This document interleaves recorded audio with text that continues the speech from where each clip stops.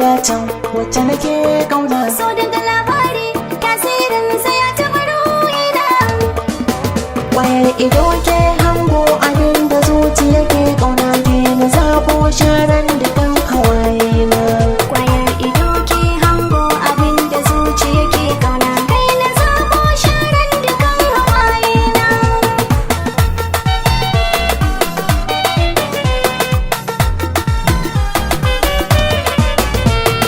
Ke na bawa zuciya amshi a ta sako nake nufi na aiko ki fahimta. Kara murmushin ki domin na faranta, na doka tambara na so duk domin ki. Gyara zaman ka lokacin ka maji daɗi, sai a garin gyaɗa ake tsarabar gardi. Masu fushin ka dole sagan ka su faɗi, jani ka kai ni san ka ba mai mini birki.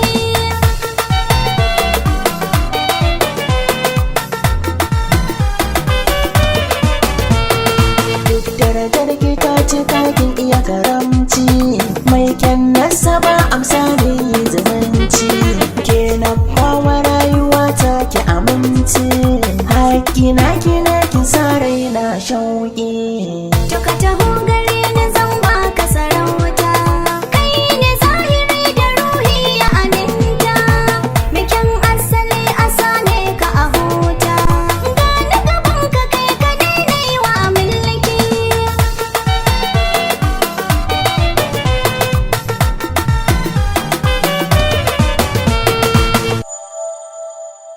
Ƙara kalaman zance a soyayyar ki. Kai na rika tsanina, maji daɗina.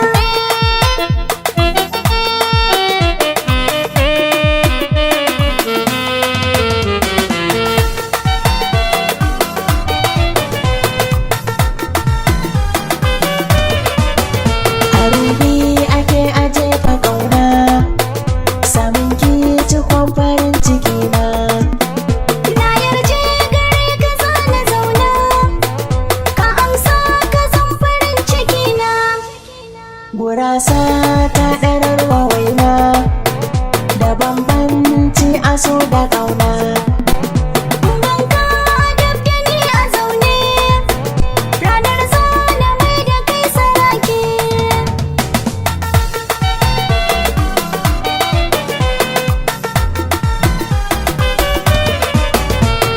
Kalma dai ta so a yau dukkin bani, farin ciki kisa a rai har ki nuni. In ba ke a duniya